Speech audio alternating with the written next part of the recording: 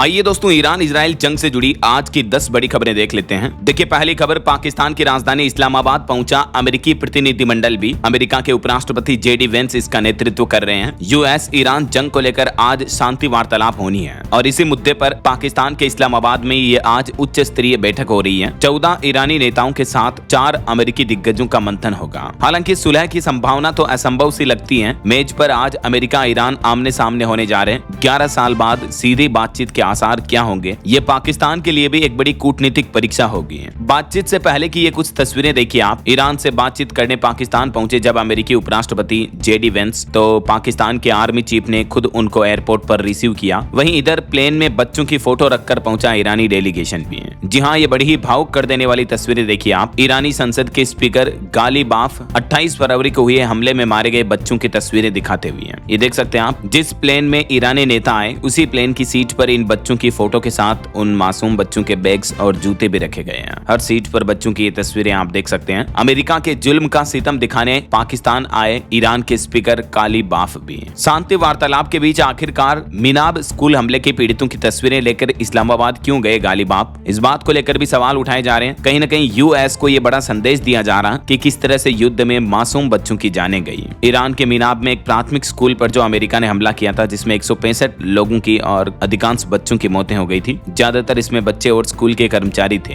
तो आज उन्हीं तस्वीरों को लेकर ईरान के नेता शांति वार्तालाप के लिए अमेरिका पर दबाव बनाने की कोशिश कर रहे हैं। और एक चौंकाने वाली रिपोर्ट तो ये सामने आ रही है दोस्तों कि कुछ तो बड़ा होने वाला है। ईरान में शांति वार्तालाप के बीच पश्चिम एशिया में अमेरिका अपनी ताकत लगातार बढ़ाता जा रहा है। आखिर डोनाल्ड ट्रंप का आगे का प्लान क्या है, ये बात पूरी दुनिया को चिंता में डाले हुए है। क्योंकि इस्लामाबाद में अमेरिका ईरान शांति वार्तालाप से पहले ही अमेरिका पश्चिम एशिया में तेजी से अपनी सैन्य ताकत बढ़ा रहा है। 50,000 से ज्यादा सैनिक, फाइटर जेट्स और युद्धपोत तैनात किए जा रहे हैं। वहीं ईरान भी बातचीत के लिए अब जाकर तैयार हुआ, लेकिन ईरान का कहना है कि लेबनान में भी युद्ध विराम यानी सीज फायर लागू किया जाए, तब जाकर हम अमेरिका के साथ बातचीत करेंगे। ऐसा ईरान बोला कि लेबनान में जब तक सीज फायर नहीं होगा उससे पहले अमेरिका से बातचीत नहीं होगी। इधर डोनाल्ड ट्रंप का कहना है कि अगर डील नहीं हुई तो हम फिर से इतना भयंकर हमला करेंगे कि ईरान पर अब तक नहीं हुआ उतना बड़ा हमला करने की चेतावनी दी है डोनाल्ड ट्रंप ने। तो कहने का मतलब ये जो आज की शांति वार्तालाप से पहले ही अमेरिका सैन्य हलचल बढ़ा रहा और इससे ये संकेत इशारा दिया जा रहा कि अगर ये आज की बातचीत नाकाम हुई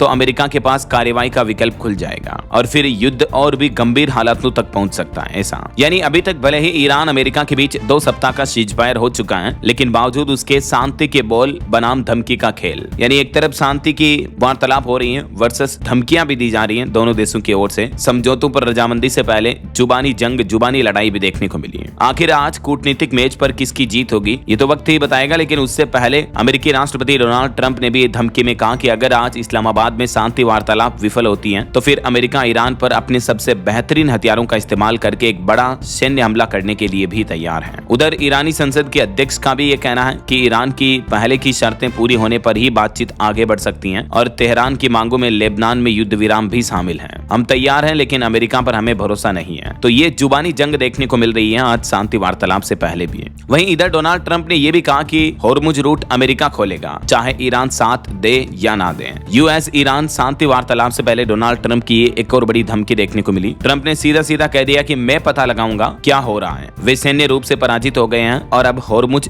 जल डमरू मध्य को खोलेंगे, चाहे कोई सौदा हो या ना हो, वह खुला रहेगा। हम जल डमरू मध्य में होंगे जैसा कि वे कहते हैं। तो ये डोनाल्ड ट्रंप ने आज ईरान को एक और धमकी दी है। और अमेरिका ने तो एक चौंकाने वाली रिपोर्ट ये भी जारी की कि होर्मुज रूट को बंद करने के लिए जो बारूदी सुरंगों का जाल बिछाया था खुद ईरान ने, अब उस जाल को ईरान खुद ही नहीं खोज पा रहा है। मतलब समुद्र में जो जमीन पर लैंडमाइंस होती हैं उस तरह से जो सी माइंस लगाई थी उनकी लोकेशन भूल गया ईरान खुद ही। अमेरिका ने यह दावा किया कि ईरान खुद अब जल डमरू मध्य में जो बारूदी सुरंगें बिछा रखी हैं, तेहरान के पास उन सुरंगों को हटाने की क्षमता ही नहीं है। IRGC ने भी इस बारे में चेतावनी जारी की है। तभी तो अभी एक दिन पहले ईरान ने एक नया रूट जारी किया था और कहा था कि हमसे परमिशन लेकर उस रूट से निकले जहाज, ताकि जहाज फिर विस्फोट नहीं होंगे। ऐसा और होर्मुज रूट पर जो टैक्स वसूलने की बात कही है ईरान ने, उस पर भी भड़क गए डोनाल्ड ट्रंप। बोले कि यह वह समझौता नहीं है जो हमने किया था। अमेरिकी राष्ट्रपति डोनाल्ड ट्रंप ने ईरान के साथ युद्ध विराम के ऐलान पर होर्मुज जल डमरू मध्य रूट को खोलने की सिर्फ शर्त रखी थी, ना कि उससे टैक्स वसूलने की। तो ट्रंप का यह भी कहना है क्योंकि ईरान कह चुका है कि हम $1 प्रति बैरल टैक्स लेंगे इस रूट से गुजरने वाले जहाजों से। ऐसा और टैक्स पर तो एक खबर यह भी आ रही कि भारतीय टैंकरों से भी आखिर कितने पैसे ले रहा ईरान, तो इस पर भी चौंकाने वाली रिपोर्ट सामने आ रही है। रही है कि फारस की खाड़ी से जहाजों के निकलने के लिए $20 लाख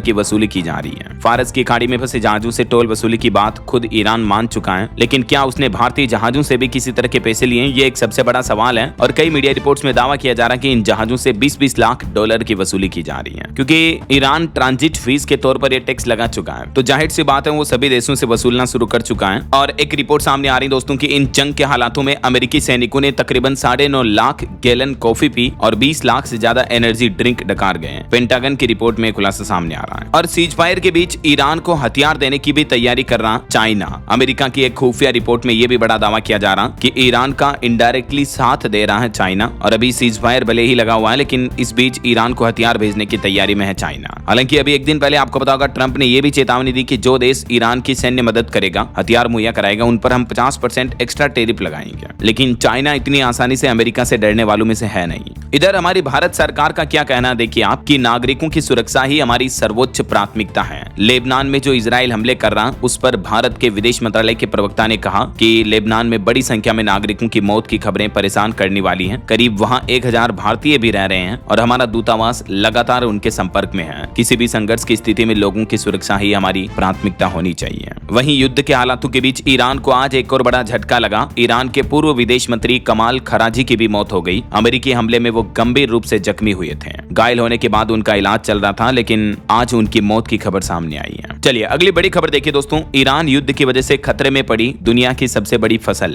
ईरान युद्ध के कारण खाद की सप्लाई ठप होने की संभावना है, तो पूरे एशिया की थाली महंगी हो सकती है। ईरान वॉर की वजह से फ्यूल की कमी और खाद की कीमतों में भारी उछाल आया है, जो कि चावल की खेती के लिए अनिवार्य है। तो थाईलैंड और कंबोडिया जैसे बड़े चावल उत्पादक देश सबसे ज्यादा प्रभावित हो सकते हैं, जिससे वैश्विक सप्लाई चेन बाधित होगी। हालांकि भारत तो एक बड़ा खुद खाद्य अनाज उत्पादक देश है, इसलिए भारत में खाने पीने के अनाज की महंगाई नहीं बढ़ेगी, लेकिन दुनिया में चावल जो है आधी दुनिया का भोजन है। तो चावल उत्पादक देशों में ये मुश्किलें आने की वजह से राइस महंगा हो सकता है दुनिया के अन्य देशों में, ऐसा। और दोस्तों अभी कुछ ही सप्ताह पहले पाकिस्तान पर तो एक चौंकाने वाली रिपोर्ट सामने आई थी कि पाकिस्तान पूरी दुनिया के लिए खतरा बनता जा रहा है। पाकिस्तान का आतंकवाद अब पूरे यूरोपीय देशों तक भी फैल चुका है। इसकी पुष्टि 2026 के फिनलैंड मिलिट्री इंटेलिजेंस रिव्यू में हुई है, जिसमें बताया गया है कि पाकिस्तान स्थित इस्लामी जिहादी नेटवर्क जो है वो अब यूरोपियन कंट्री के लिए एक खतरा बन रहा है। रिपोर्ट में यह भी कहा गया है कि पहले तो इससे सिर्फ भारत को खतरा था, लेकिन अब इनकी पहुंच पूरी दुनिया तक हो चुकी है और अब बड़े अंतरराष्ट्रीय सिस्टम में शामिल है। ये पाकिस्तान की जो आतंकी संगठन है ये तो पूरी दुनिया के लिए एक थ्रेट है। भले ही अभी ईरान अमेरिका युद्ध में पाकिस्तान मध्यस्थता का रोल निभा रहा हो, लेकिन आतंकवाद का काला धब्बा पाकिस्तान पर अभी भी लगा हुआ है कि ये किसी का सगा नहीं रहता है। अमेरिका के बिना तो इसका काम नहीं चलता अभी, इसीलिए ईरान और अमेरिका के बीच मध्यस्थता मजबूरी में करनी पड़ रही है। ऐसा पर्दे के पीछे बड़े दांव वाली कूटनीतिक रिपोर्ट भी सामने आ रही है। तो ये आज की बातचीत में बाधा भी पड़ सकती है, क्योंकि इधर ईरान का कहना है कि शर्तों की स्थिति साफ होने के बाद ही अमेरिका से हम बातचीत करेंगे। इस्लामाबाद महावार्तालाप पर ईरान ने 2 टूक जवाब भी दिया। वहीं खबर है पाकिस्तान के प्रधानमंत्री शहबाज शरीफ से भी मिला ईरानी डेलीगेशन। अमेरिका से बातचीत करने के लिए ये महत्वपूर्ण शर्त रखी कि पहले हमारी सीज फायर की शर्तों को साफ करो, लेबनान पर भी सीज फायर करो, तब जाकर हम युद्ध विराम पर बातचीत करेंगे आगे शांति समझौते पर। और ईरान के जो नए सुप्रीम लीडर बने मोजतबा खामेनेई, उन पर एक रिपोर्ट सामने आ रही है कि उनका चेहरा जख्मी है, पैर कटा हुआ है। सूत्रों का कहना है कि वे मानसिक रूप से तो पूरी तरह से सक्रिय हैं, लेकिन फिजिकली रूप से वो काफी घायल हैं। न्यूज एजेंसी रॉयटर्स की तरफ से चौंकाने वाली रिपोर्ट जारी की गई। और वहीं देखिए पाकिस्तान की ड्रेस डिप्लोमेसी है। ईरान के सामने वर्दी की धौंस जताता, लेकिन अमेरिकी उपराष्ट्रपति जेडी वेंस के आते ही अंग्रेज बन गए पाकिस्तान के आसिम मुनीर और अन्य बड़े नेता भी हैं। ये देख सकते हैं आप, जेडी वेंस के साथ में इन्होंने सूट टाई वगैरह की ड्रेस पहनी, जबकि नॉर्मली ये इस तरह की ड्रेस पहनते हैं पाकिस्तानी नेता। तो ये भी रणनीति लगाई जा रही है। और बातचीत के मुद्दे पर लेटेस्ट अपडेट ये आ रहा दोस्तों कि ईरान ने कह दिया कि हमें अमेरिका पर बिल्कुल भी भरोसा नहीं है। अब कुछ देर बाद ईरान यूएस की फिर से मीटिंग होगी। हॉर्मुज संकट के बीच आज 60 खाली तेल टैंकर भी अमेरिका जा रहे हैं। तो देखते हैं इस पर आगे और क्या अपडेट आता है। ईरान के विदेश मंत्री अब्बास अरागची ने तो फिलहाल जर्मनी के अपने समकक्ष से फोन पर बातचीत करते हुए कहा कि